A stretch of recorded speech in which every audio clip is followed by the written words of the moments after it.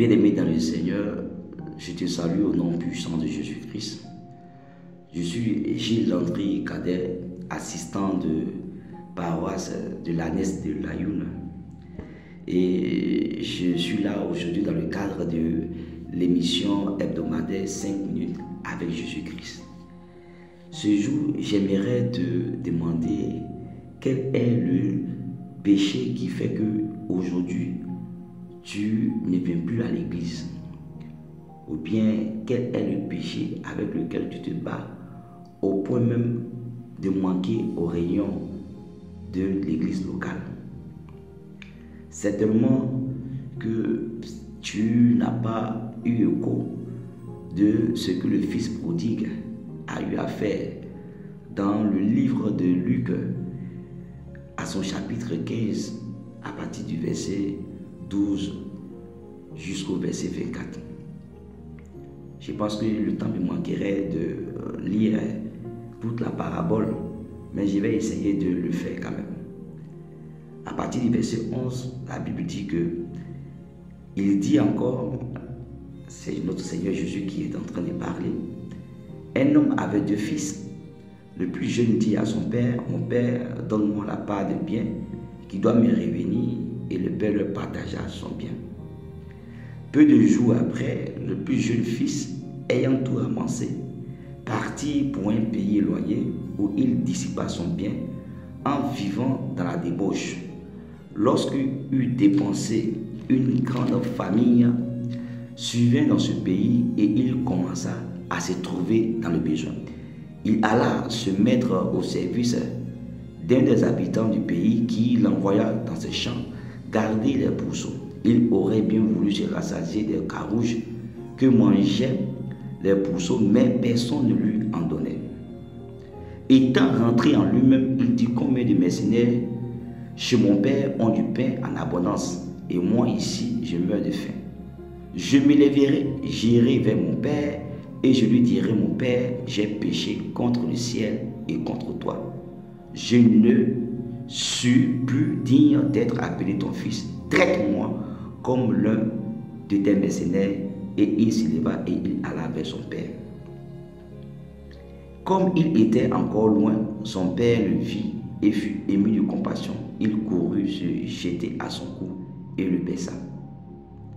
Voici l'histoire de quelqu'un qui a pris la fortune de son père, qui a demandé son héritage à son père pour aller très loin de lui. Et la Bible dit dans un pays lointain.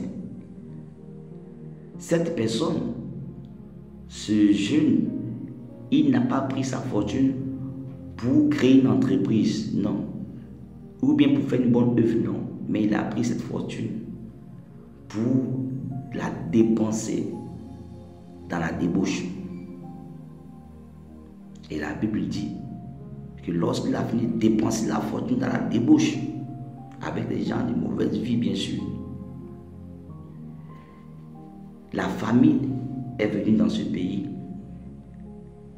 et il n'avait plus de quoi manger.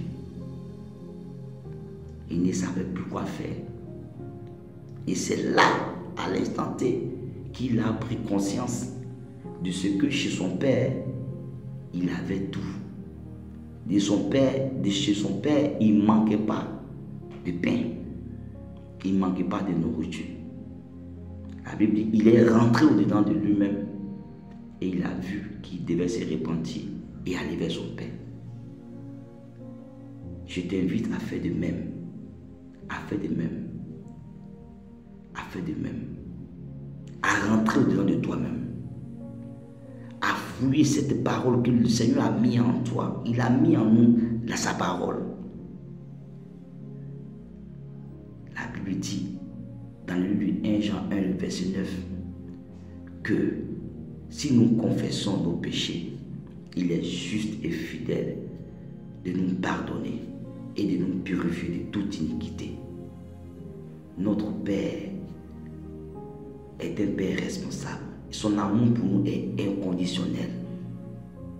Il te suffit simplement, frère, sœur, de te repentir, de demander pardon, de reconnaître ton péché de reconnaître que tu as mal agi, de reconnaître que tu as pris la mauvaise décision et de te repentir, de demander pardon et venir à lui. Il a ses mains qui sont ouvertes pour toi. Il a oint ses serviteurs, il les a remplis d'un amour suffisant pour te le communiquer et pour te donner de vivre en bonne communion avec tes frères et tes sœurs de la communauté.